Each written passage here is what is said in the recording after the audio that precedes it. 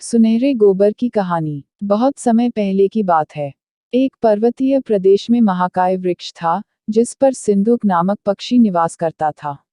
उस पक्षी की विशेष बात ये थी कि उसकी विष्ठा में स्वर्ण कणों का समावेश होता था। एक दिन एक व्याध उस पर्वतीय प्रदेश में आखेट के लिए आया। उसे ज्ञात नहीं था कि सिंदूक पक्षी की विष्ठा स्वर्ण कण युक्त होती है। जब वह महाकाय वृक्ष के निकट से गुजरा, तो उसकी चेष्टा सिंदूक पक्षी को पकड़ने की नहीं थी। किंतु जैसे ही वह आगे बढ़ने लगा, सिंदूक पक्षी के मूर्खता की और उसके सामने ही स्वर्ण कण युक्त विष्ठा कर दी। स्वर्ण कण युक्त विष्ठा देखते ही व्याध में लोभ आ गया और जाल डालकर उसने सिंदूक पक्षी को पकड़ लिया। घर आकर उसने उसे एक पिंजरे में बंद कर दिया। किंतु पूरी रात वह सो नहीं पाया। वह सोचता रहा कि यदि किसी तरह इस सिंदूक पक्षी और इसके स्वर्ण कण युक्त विष्ठा की बात राज्य के राजा तक पहुंच गई, तो राजा उसे दंडित कर देगा। वह भयभीत हो गया। दंड से बचने के लिए उसने निर्णय किया कि वह स्वयं ही राजा से भेंट कर सिंदूक पक्षी के विषय में उन्हें जानकारी दे देगा और उपहार स्वरूप वह पक्षी भी उन्हें दे देगा। अगले ही दिन वह राजा से भेंट करने राज दरबार पहुंच गया।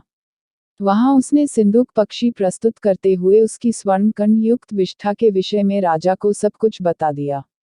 पूरी बात जानकर राजा ने अपने सेवकों को आदेश दिया कि वे सिंदूक पक्षी व्याध से लेकर उसका विशेष ध्यान रखें। सेवकों ने वैसा ही किया।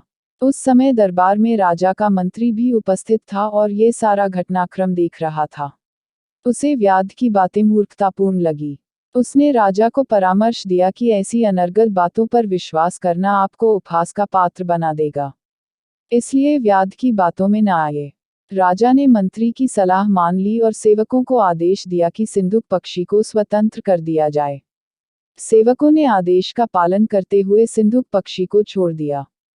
पिंजरे से बाहर निकलने के बाद सिंदूक पक्षी उड़कर राजमहल के प्रवेश द्वार पर बैठ गया और वहां से जाने के पूर्व पुनः स्वर्ण कण युक्त विष्ठा कर गया। जाने के पूर्व उसने कहा, पूर्वम तावदः मूर्खो द्वितीयः पशवन्त्यः ततो राजा च मंत्री च सर्वम वै मूर्खमंडलम।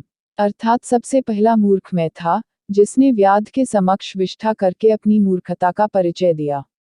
दूसरा मूर्ख व्याध था, जिसने व्यर्थ के भय में उसे राजा के सम्मुख प्रस्तुत कर दिया।